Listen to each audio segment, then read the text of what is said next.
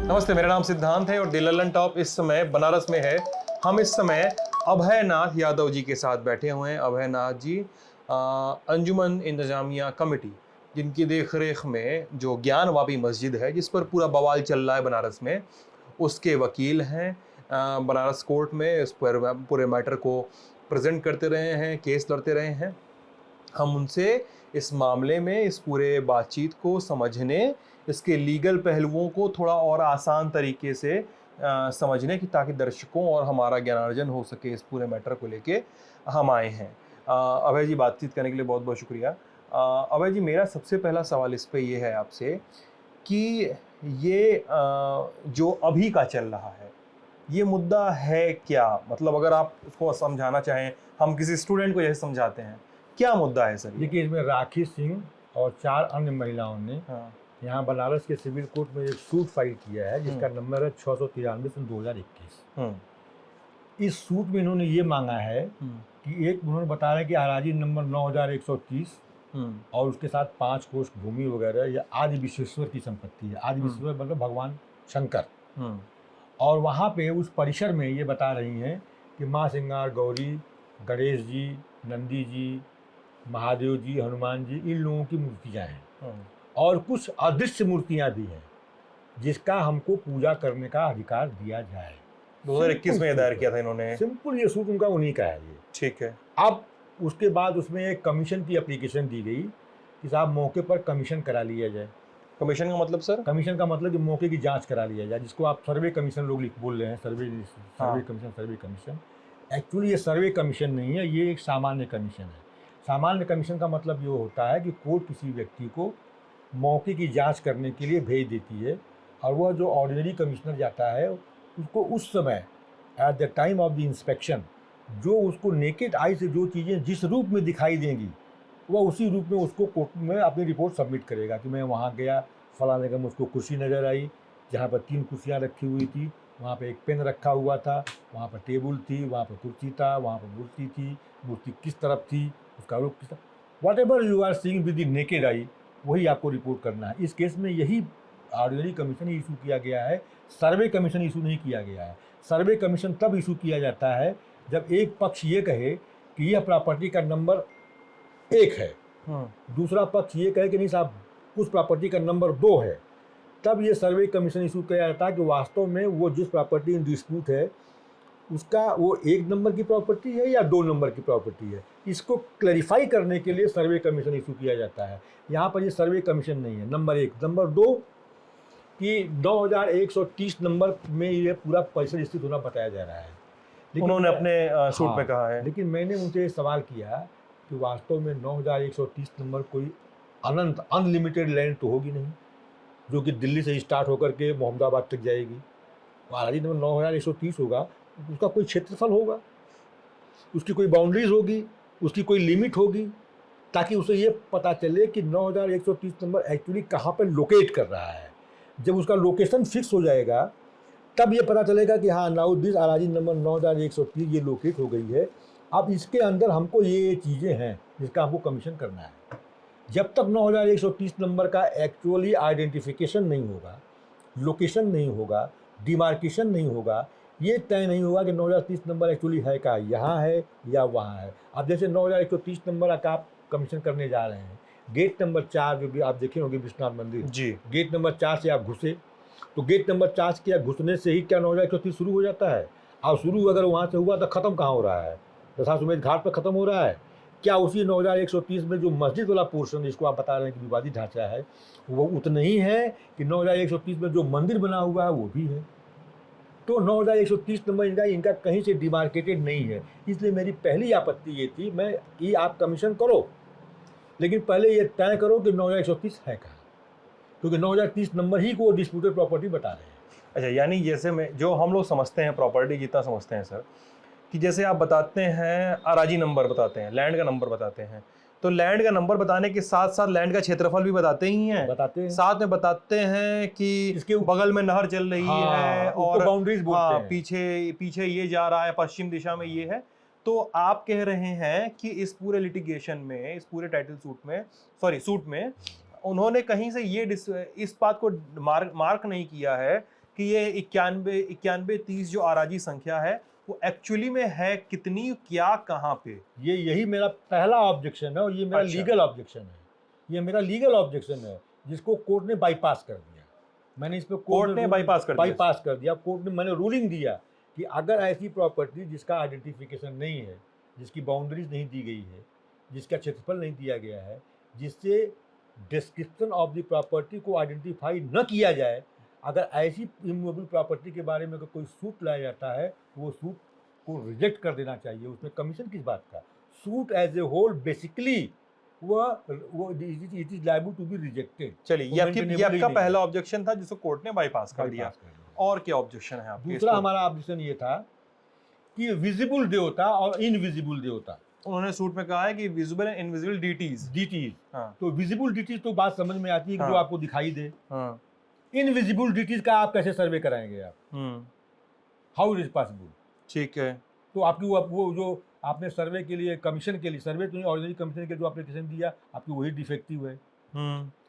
तीसरा हमारा ऑब्जेक्शन ये था, ये उनका खुद का कहना है कि एक्चुअली जहाँ पर मस्जिद बनी हुई है, मस्जिद के चारों तरफ बैरिकेटिंग है।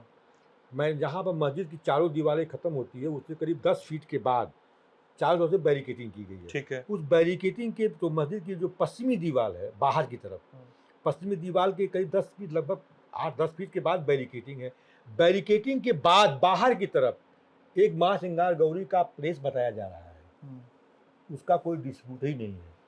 तो मैं भी कह रहा हूँ कि अगर आपके अनुसार माँ श्रृंगार गौरी का place outside to the western wall of the mosque, अगर मंदिर के पश्चिमी दीवार के बाहर जहाँ आप माँ श्रृंगार गौरी का स्थान बता रहे हैं, तो वह माँ श्रृंगार गौरी का स्थान अगर खुद आपके अनुसार मस्जिद के बाहर है, तो आज तक कभी मुस्लिम पक्ष ने उस स्थान को जहाँ पर माँ श्रृंगार गौरी का स्थान बताया जा रहा है कभी अपना राइट क्लेम नहीं किया।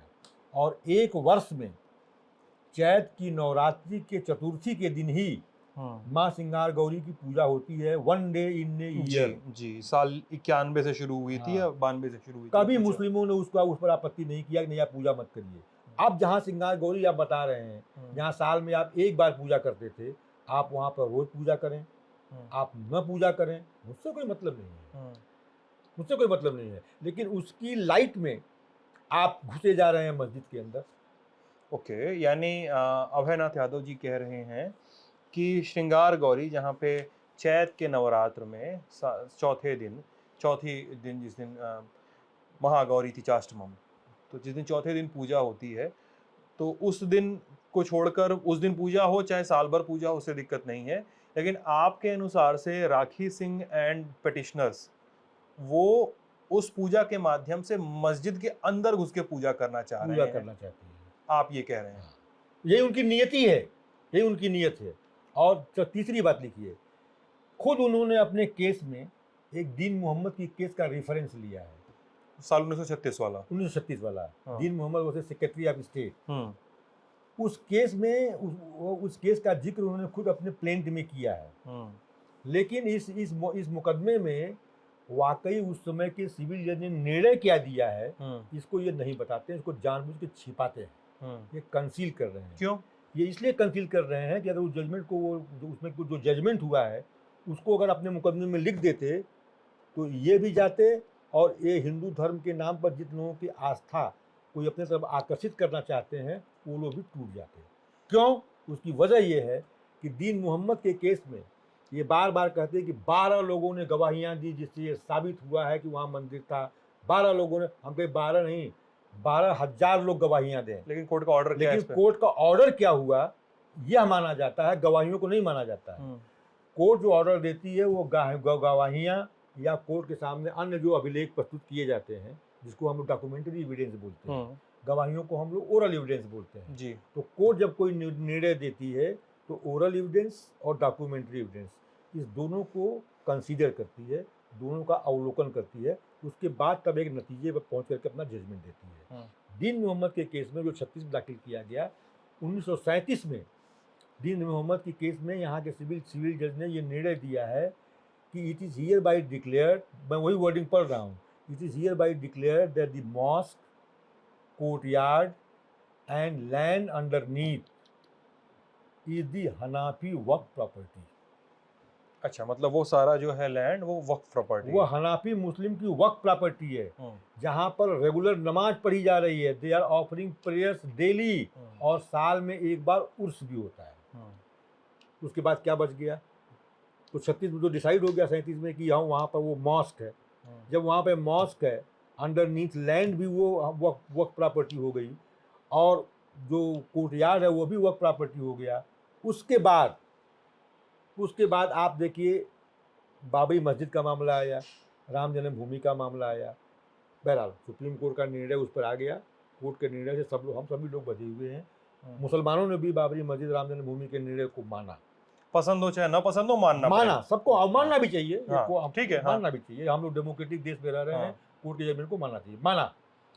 उस जजमेंट में खुद सुप्रीम कोर्ट ने ये लिखा कि भाई ये मामला तो चूंकि था, इस तरह का किसी तरह से सुप्रीम कोर्ट मामले में बहुत सिंसियर थी, क्योंकि लग रहा था कि सुप्रीम कोर्ट को ऐसा न हो कि राम जन्मभूमि के बाद ये दूसरा विवाद कहीं काशी का या मथुरा का या कहीं अन्य जगह का उभर के सामने आवे।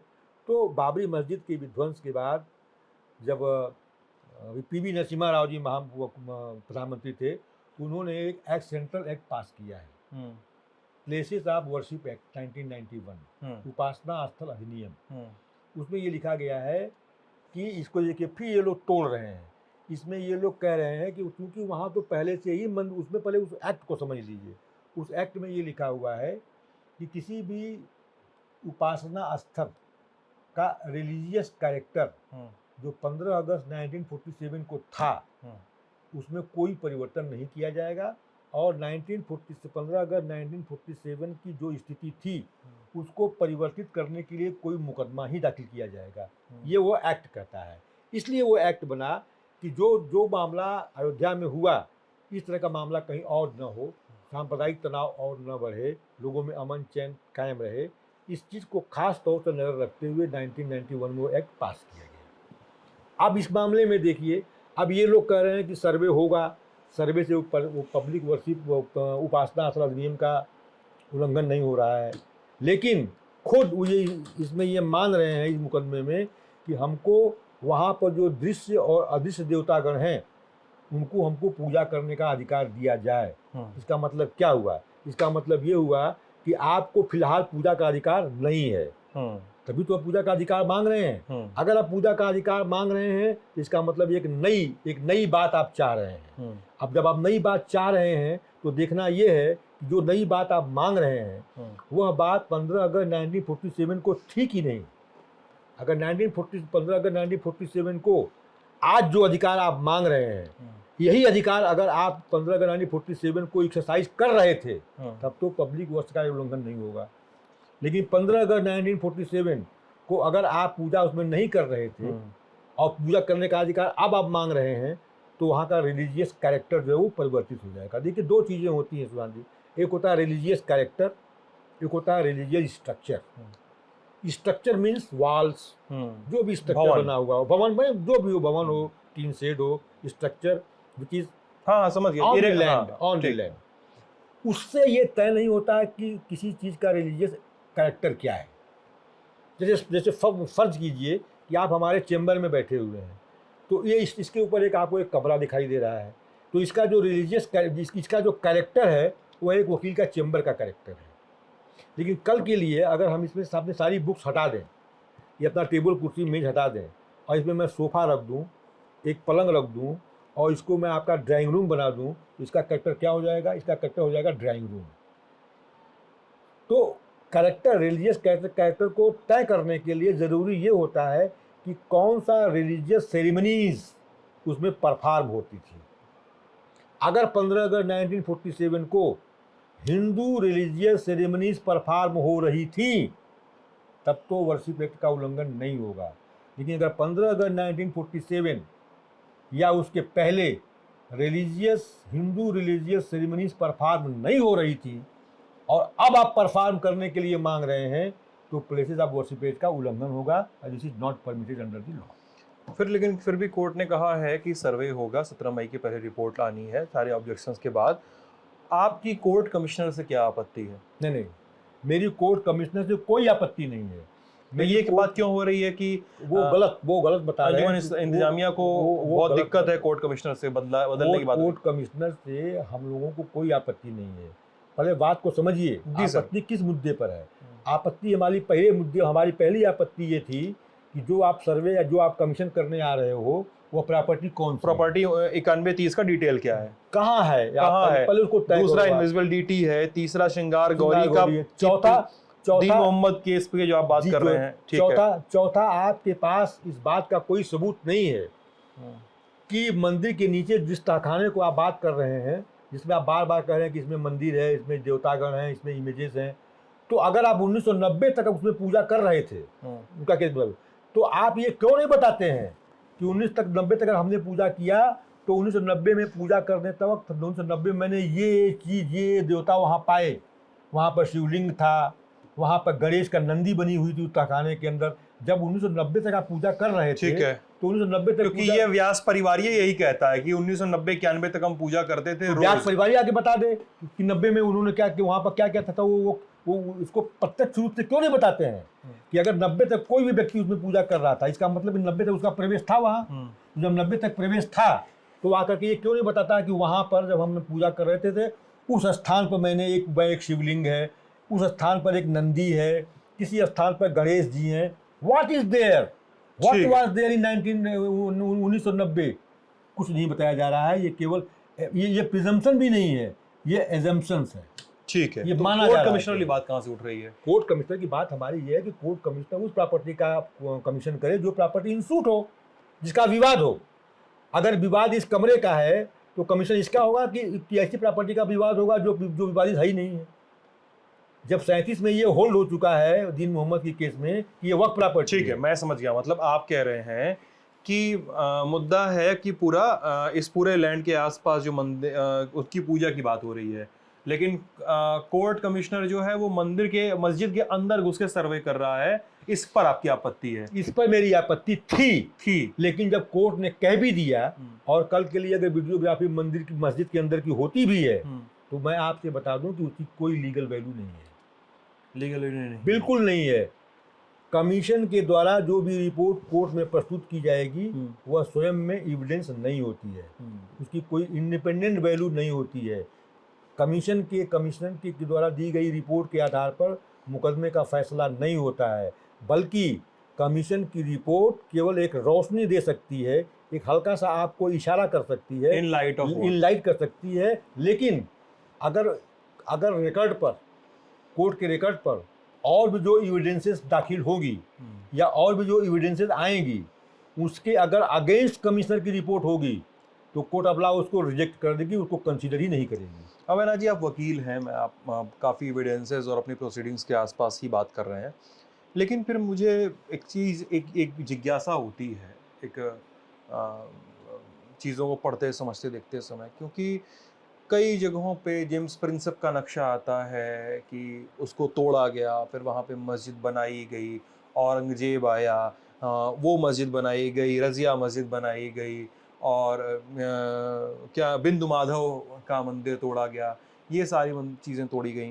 तो इन चीज़ों को आप कैसे देखते हैं अवैना जी? देखिए, इन सारे क्लेम्स को कैसे देखते हैं? देखिए, मैं वो बहुत ही, आपका सवाल बहुत ही जेन्युइन है और बहुत ही अच्छा सवाल किया आपने।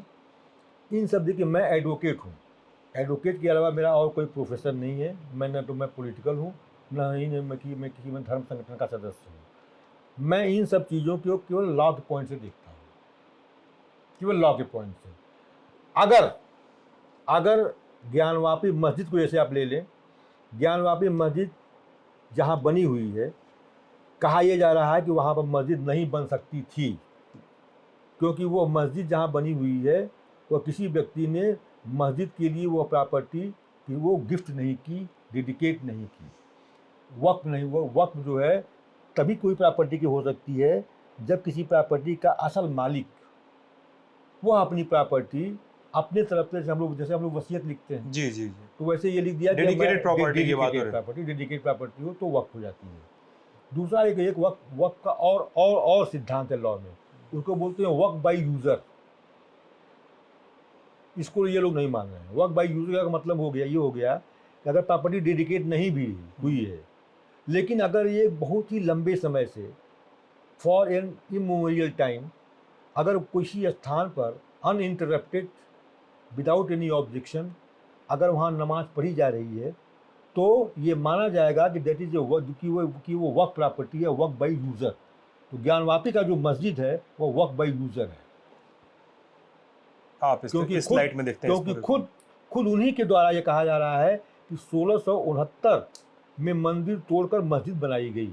तो कम से कम ये तो ये स्वीकार कर रहे हैं कि, और सबसे बड़ी बात ये है कि इनका जो मेन टाइटल सूट है मालिकाने का विवाद, सूट नंबर 610/91, उस सूट में खुद इन्होंने कहा कि 1669 में औरंगजेब के फरमान से मंदिर को तोड़ा गया, वहाँ पर मस्जिद बनाई गई और मुस्लिम वहाँ पे नमाज पढ़ रहे हैं।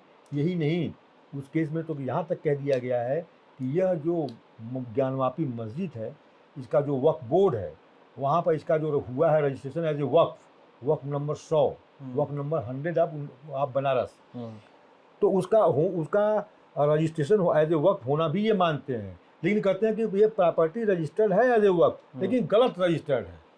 लेकिन मस्जिद का होना और उसका एज ए वक्फ संपत्ति का रजिस्टर होना, ये दोनों चीज़ इन्होंने स्वीकार किया है अपने 610/91 वाले मुकदमे में, जो कि टाइटल सूट है, जहाँ पर यह कहा जा रहा है कि जहाँ मंदिर बना है, जहाँ मस्जिद बना है, एक्चुअली वह मस्जिद वाली संपत्ति मस्जिद की नहीं है, बल्कि ये बाबा विश्वनाथ की संपत्ति है। That is a title suit.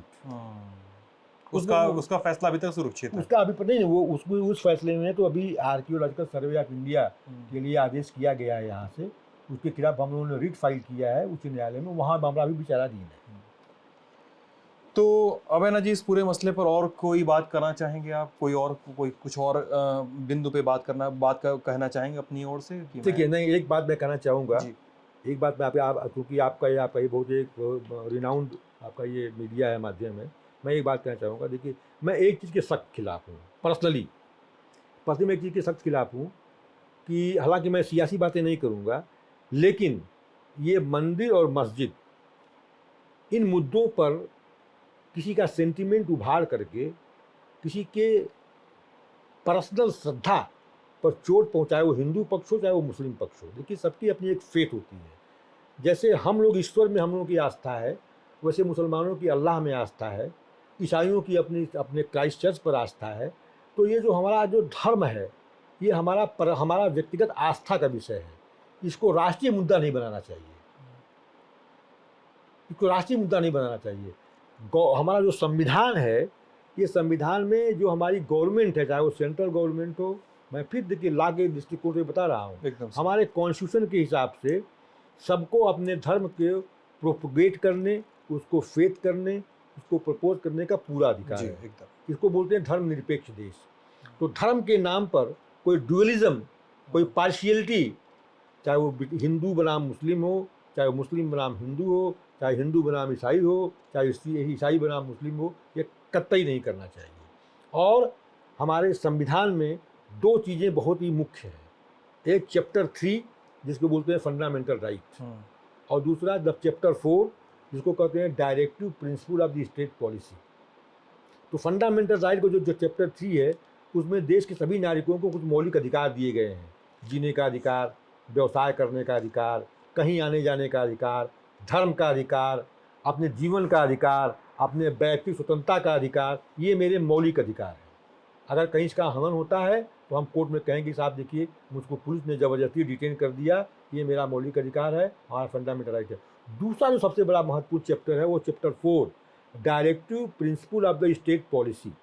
इसका मतलब ये हुआ कि चाहे स्टेट गवर्नमेंट हो, चाहे यूनियन ऑफ इंडिया हो, चाहे सेंट्रल गवर्नमेंट हो, उस चैप्टर 4 में ये लिखा हुआ है कि स्टेट की जिम्मेदारियां क्या क्या हैं जनता के प्रति, उनका निर्वहन जरूरी है। हाँ, उसका निर्वहन जरूरी है। उसमें शिक्षा, स्वास्थ्य, विकास, एजुकेशन, तमाम तरह की पार्टियां हैं। स्वास्थ्य, सबको फ्री एजुकेशन मिले, फ्री इलाज मिले, सबको खाना मिले, सबको नौकरी मिले, किसान है तो उसको उसकी फार्मिंग अच्छी हो, व्यवसाय हो तो उसको व्यवसाय को सुविधा मिले। ये स्टेट की जिम्मेदारी बनती है। लेकिन मैं बहुत दुखी हूँ कि शायद स्टेट इस directive principle of state policy में जो कर्तव्य उनको दिया गया है करने के लिए कि आपको जनता के प्रति ये चीज़ें करनी है, वो स्टेट के प्रति, वो स्टेट जो है वो जनता किसी की भी हो सकती है, जनता सबकी है, गवर्नमेंट सबकी है, वोट कौन कौन किसको देता है ये बहुत महत्वपूर्ण नहीं है, ये कोई महत्वपूर्ण नहीं है। अगर कोई चुन के गया गवर्नमेंट बनी तो वो सबकी सरकार है और आप सबकी सरकार को आपको ध्यान देना पड़ेगा, उससे ये गवर्नमेंट भटक रही है। ठीक सर।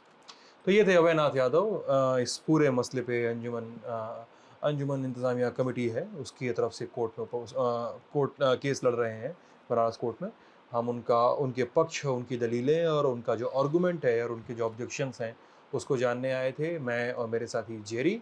आप लल्लन टॉप देख रहे थे, बहुत बहुत शुक्रिया।